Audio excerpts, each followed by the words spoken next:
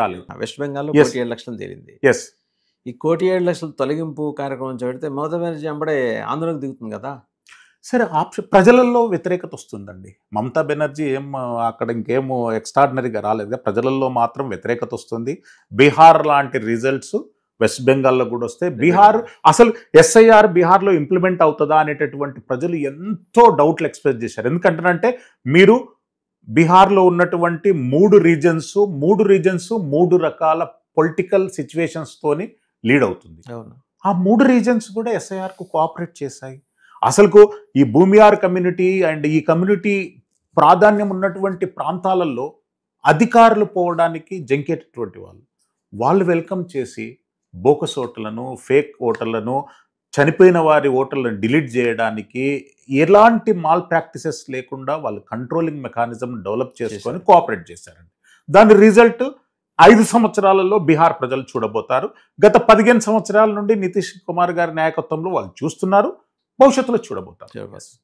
So Bengal అయిపోయింది. ఒక్కసారి మనం ఈ సదరన్ స్టేట్స్ కన్సర్న్ దగ్గరికి వద్దాం. ఎస్.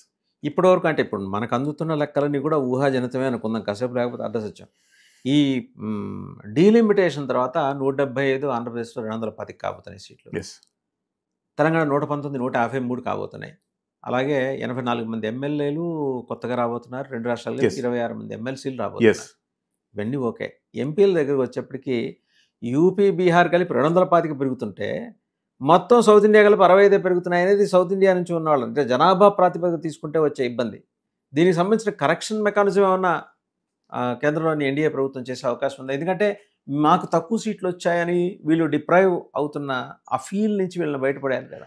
అంటే సీట్ల అలాట్మెంటు అండ్ సీట్ల డీలిమిటేషన్లో ఏర్పాటు విధానానికి కేంద్ర ప్రభుత్వానికంటే కూడా ఎలక్షన్ కమిషన్కు ఈ గణాంకాలు ప్లానింగ్ కమిషన్ కొన్ని లిమిటేషన్స్ ఉంటాయండి. వాటికి అనుకూలంగానే అక్కడ ఉత్పత్తి అవుతున్నటువంటి పర్ క్యాపిటా, అక్కడ ఉన్నటువంటి జనాభాలో ఉన్నటువంటి యాక్టివేషన్ బట్టి ఈ లిమిటేషన్ అనేది జరుగుతుంది.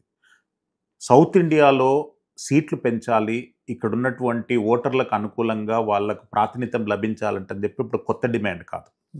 ఎంజీఆర్ గారు ఉన్నప్పుడు కూడా ఆయన మేము ఎంతమంది జనాభా ఉన్నామో అంతమందికి లేరు అంటని చెప్పి ఆయన ఒక యాజిటేషన్ మూడు కూడా తీసుకెళ్ళారు. అప్పటి నుండి కూడా వీటికి సమీక్షంగా ఉన్నటువంటి కొనసాగుతున్నటువంటి సమీకరణాలు అన్నీ ఉన్నాయి. వాటి స్టడీస్ గురించి కొన్ని కమిటీలు ఏర్పాటు చేశారు. ఆ కమిటీల నివేదికల ప్రకారంగానే కాన్స్టిట్యూషన్ పరిధిలో ఈ డీలిమిటేషన్ అనేది కొనసాగుతుంది. ఆంధ్రప్రదేశ్, తెలంగాణ రాష్ట్రాలు 2గా విడిపోయాయి. వాటి లోపట కొన్ని అత్యధిక జనాభాతో సఫర్ అవుతున్నాయి, కొన్ని అసలు జనాభా లేకుండా సఫర్ అవుతున్నాయి. వాటిని మళ్ళీ సమీకరించుకొని ప్రభుత్వం దానికి ఒకటి, అంటే కేంద్ర రాష్ట్ర ప్రభుత్వాలు సమాలోచనతో చేయవలసినటువంటి పని. ఏది ఏమైనా జనాభా ప్రాతిపదికతోనే డీలిమిటేషన్ ప్రాసెస్ అనేది కొనసాగుతుంది. If such is the case, ఉత్తరప్రదేశ్లో కానీ బీహార్లో కానీ నార్త్ ఇండియన్ స్టేట్స్లో జనాభా చాలా ఎక్కువ ఉంటుంది. వాళ్ళ జనసాంద్రతకు అనుకూలంగా వాటిని తగ్గించాలి, వీటిని పెంచాలి అనేటటువంటి డిమాండ్ చాలా లాంగ్ నుండి కొనసాగుతుంది. సపోజ్ ఒక అసెంబ్లీ సెగ్మెంట్కి 15 లక్షలు అనుకుందాం సార్, ఎగ్జాంపుల్. ఈ 15 లక్షలు అక్కడ 25 లక్షలు చేస్తే కానీ ఈ సీట్లు సమానంగా రావు. పెద్ద రాష్ట్రాలలో అది ఉన్నటువంటి సమస్య అండి. ఇప్పుడు తెలంగాణ, ఆంధ్రప్రదేశ్ రాష్ట్రాలు అనేటటువంటి కొత్తగా ఏర్పడ్డాయి. ఆంధ్రప్రదేశ్ చరిత్రాత్మకంగా 7 దశాబ్దాల క్రితం రాష్ట్రమైనా కానీ ఇప్పుడు ఏర్పడ్డటువంటి పరిస్థితులకు అప్పుడున్నటువంటి పరిస్థితులు డిఫరెంట్. అవును. ఏది ఏమైనా కానీ అంటే జనాభా సాంద్రతను దృష్టిలో పెట్టుకొని డీలిమిటేషన్ ఉంటుంది. ఒకవేళ డీలిమిటేషన్ జనాభా సాంద్రతకు అనుకూలంగా లేకపోతే against the government decision we have the each and every right to approach the judicial process. అంటే తమిళనాడు 39 ఉన్నాయి సార్, అవి 10 ఇంకో 10 పెరుగుతాయి. కేరళ అయితే 20కి ఒక్కటి కూడా పెరగదంట.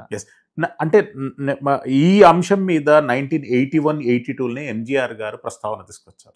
సౌత్ ఇండియాలో ఈ సీట్లన్నీ తగ్గుతున్నాయి, మాకు ఇండిస్క్రిమినేట్ జరుగుతుంది, ఏదైనా కానీ ఓట్ పోల్ పార్టిసిపేషన్ కానీ చట్టసభలలో ఏదైనా ప్రాతినిధ్యం వహిస్తున్నప్పుడు సౌత్ నార్త్కు ఇండిస్క్రిమినేషన్ అందు గురించే జరుగుతుందంటని చెప్పి ఎంజీఆర్ గారు ఆ రోజు చాలా పెద్ద ఎత్తున యాజిటేషన్ అనేది ఆయన అంటే యాజిటేషన్ మూడ్లో తీసుకొచ్చారు. బీయింగ్ ఏ చీఫ్ మినిస్టర్ చాలా వేదికలలో ఆయన వాయిస్ని రేజ్ చేసినటువంటి దాఖలాలు ఉన్నాయి. కేరళకు వస్తలక different atmosphere sir. Administration of justice అనేటటువంటిది లోకల్ బాడీస్ దగ్గర ఎక్కువగా ఉంది. ప్రభుత్వాల దగ్గర కన్నా, పాలకుల కన్నా కూడా లోకల్ బాడీస్కి ఎక్కువ ఎగ్జిస్టెన్స్ ఇచ్చారు. మనకు అవైలబుల్ ఉన్నటువంటి చరిత్ర లోపట 100% లిటరసీ, 100% ఎంటర్ప్రీనర్షిప్, 100% సర్వైవలెన్స్ ఉన్నటువంటి స్టేట్ ఏదైనా ఉంది అంటే అది కేరళ. అంటే ఇప్పుడు ఈ స్టాటిస్టిక్స్ మనకు 3 దశాబ్దాల నుండి ఉన్నటువంటి స్టాటిస్టిక్స్. లిటరసీ పర్సంటేజ్లో మనకందరికి తెలిసినట్టుగా వాళ్ళది 100% ఉంది. సర్వైవలెన్స్లో కానివ్వండి, పర్ క్యాపిటా ఇన్కమ్లో కానివ్వండి, జీడిపి ప్రొడక్షన్స్లో కానివ్వండి, కేరళ అన్ని డెవలప్మెంటల్ పారామీటర్స్. ఉగ్రవాదంలో కూడా అలాగే ఉందిగా. ఉగ్రవాదం అనేటటువంటిది రీసెంట్లీ పెంచిపోలిస్తున్నటువంటి వాళ్ళకు అంశాలు. గతం మీరు ఈ డెవలప్మెంట్ ఇండెక్స్ని కేరళగిన మీరు చూస్తే మీరు 81, 82, 83 ఆ ప్రాంతాలలో కేరళను గాడౌన్స్ కంట్రీ అనేవాళ్ళు. కేరళ, తమిళనాడులో ఉన్నటువంటి దేవాలయాలు ప్రపంచంలో ఎక్కడ కాంపిటేట్ చేసినా కానీ అక్కడ లేవు. ఇప్పుడు తమిళనాడులో కొద్ది వరకు దేవాలయాలు ప్రొటెక్ట్ అయ్యాయి. ద్రవిడ ఉద్యమాలు కానివ్వండి, అక్కడ ఉన్నటువంటి యాక్టివ్ పోలరైజేషన్స్ కానివ్వండి, అక్కడ కొనసాగుతున్నటువంటి హిందూ వ్యతిరేకత ప్రొటెక్ట్ చేయగలిగినాయి. కానీ కేరళకు వచ్చేటళ్ళకి అక్కడ డిఫెన్సివ్ మోడ్లోకి, పర్టికులర్గా అక్కడ కమ్యూనిస్టుల ప్రభావం పెరగడం, కమ్యూనిస్టులు సిద్ధాంతికంగా కంటే కూడా ఎక్కువ పొలిటికల్గా పరిపాలన కొనసాగిస్తుండడం అనేటటువంటిది చాలా వరకు డ్యామేజ్ చేశాయి. అక్కడ కొన్ని ఉగ్రవాద సంస్థలు షెల్టర్ ఇవ్వడం అనేటటువంటిది ఓపెన్గా ప్రభుత్వాలు చేశాయి. పిఎఫ్ఐ లాంటి, సిమి లాంటి, ఇంకా ఐఎస్ఐఎస్ లాంటి ఎన్నో సంస్థలకు అక్కడ పెంచి పోషించారు. స్థానిక ఎమ్మెల్యేలు ఉగ్రవాదుల కార్యక్రమాలకు అతిథులుగా హాజరైనా కానీ చర్యలు తీసుకోలేని దౌర్భాగ్య పరిస్థితులు కేరళలో ఉన్నాయి. వాళ్ళకు ఒక ఫ్యాషన్ అన్నమాట. ఇండియా ఫ్లాగ్ను అవమానిస్తే ఫ్యాషన్, ఇండియాకు వ్యతిరేకంగా మాట్లాడితే ఫ్యాషన్, ఇండియా ఆర్జినిటీని ఇప్పుడు భారత ప్రభుత్వం XYZ జీవో ఏదైనా తీసుకున్నదనుకో, ఎంతమంది వ్యతిరేకిస్తారో అంతమందికి రీగ్రాడ్ అనేటటువంటిది అక్కడ దొరుకుతున్నటువంటి పరిస్థితులు ఇప్పుడు కొనసాగుతున్నాయి. ఉపా చట్టం ప్రకారంగా FPIని 2022లో బ్యాన్ చేసినా కానీ ఇప్పటికీ వాళ్ళ కార్యక్రమాలు కొనసాగుతున్నాయి. అధికారిక అండదండలు వాళ్ళకు అందుతున్నాయి. వాళ్ళు పరేడ్లు నిర్వహిస్తున్నారు. భారత ప్రభుత్వానికి వ్యతిరేకంగా పరేడ్లు నిర్వహిస్తున్నారు. 2047 వరకు భారతదేశాన్ని ఓపెన్ స్లోగన్తో చెప్పారు ఇస్లామిస్ట్ దేశంగా మారుస్తారని చెప్పి. ఎందుకంటేనంటే వాళ్లకు స్థానికంగా ఉన్నటువంటి ప్రభుత్వ అండదండల కారణంగానే వాళ్ళు అంత ఓపెన్ స్టేట్మెంట్స్ అనేటటువంటిది ఇవ్వడం జరిగింది. వాళ్ళు కొనసాగిస్తున్నటువంటి విధ్వంసకరమైనటువంటి యాక్టివిటీస్ను రాష్ట్ర ప్రభుత్వాలు కట్టడి చేయాలి. కేంద్ర ప్రభుత్వాలు ఓన్లీ నామినల్ ఇంటర్వెన్షన్ ఉంటాయి. ఒకవేళ కేంద్ర బలగాలను అక్కడ పంపిస్తే రాష్ట్ర ప్రభుత్వాలు ఎక్కడ కోఆపరేట్ చేస్తే చెప్పండి. కంపల్సరీ కదా. ఇప్పుడు ఒక సంఘటన జరిగిందనుకో, ఆ సంఘటన మీద మీరు స్థానికంగా ఉన్నటువంటి మీరే ప్రివెంటివ్, మీ రాజకీయాలు వేరు, మీ పార్టీలు వేరు, మీ 1,00,000 గొడవలన్నీ వేరు. నేషనల్ ఇంట్రెస్ట్ అక్కడ వచ్చేది గవర్నమెంట్, ఆపోజిషన్ ఉన్నాయి. రెండు కలిసి మాట్లాడాల్సింది డెవలప్మెంట్, ప్రజల శాంతిభద్రతల గురించి. శ్రీశైలం గారు అంటే నెహ్రూ గారు ఉన్నంత వరకు, లేకపోతే నెహ్రూ గారి విధానం అనుకోవచ్చు, తప్పేలేదు. ఆ రోజు కాలమాన పరిస్థితి ఆ రకంగా ఆలోచించి ఉండొచ్చు. మనం ఇప్పుడు తప్పట్లేం. వాళ్ళందరూ లెజెండరీ లీడర్స్. వాళ్ళు డోంట్ లుక్ ఎట్ ఈస్ట్ అన్నారు.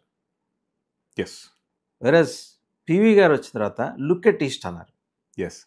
అంటే చాలా స్ట్రాటజిక్గా మేము ఏం కోల్పోతున్నాము, ప్రత్యేకించి ఈశాన్య రాష్ట్రాల వైపు అనే ఉద్దేశంతో అది అక్కడ డెవలప్మెంటు ప్లస్ టాలెంట్ని ఎక్స్ప్లోర్ చేయడం అనే దాని మీద ఆయన ఫోకస్ పెట్టారు. ఆ రకంగా ఇప్పుడు మళ్ళీ 7 సిస్టర్స్ ఆఫ్ ది ఈస్ట్ మనం అనుకుంటాం కదా, తూర్పు వైపు ఉన్న 7 రాష్ట్రాలని 7 అక్క చెల్లెళ్ళ మాదిరి చూస్తాం. అంటే అంత గౌరవంగా చూస్తాం మన సంస్కృతిలో. ఇవాళ మళ్ళీ వాటి ప్రాధాన్యం పెరిగింది.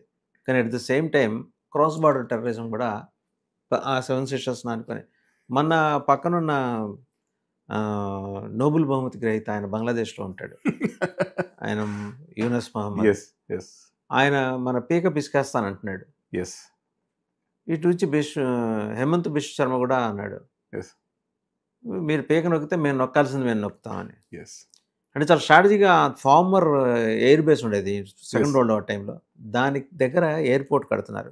ఫండింగ్ చైనా, కాంట్రాక్టర్ పాకిస్తాన్, కడుతున్నది బంగ్లాదేశ్లో.